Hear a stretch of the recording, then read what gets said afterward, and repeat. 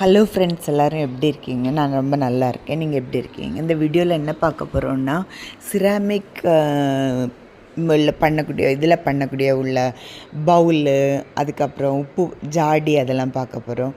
Flower பாட்டு, அதுக்கப்புறம் flower நம்ம செடி வைக்கிறதுக்குள்ள தொட்டி, அதுக்கப்புறம் ஏதாவது ஜாமான் போட்டு வைக்கிறதுக்கு கெடாமல் இருக்கிறதுக்கு கெட்டு போகக்கூடிய அந்த இதெல்லாம் பார்க்க போகிறோம்.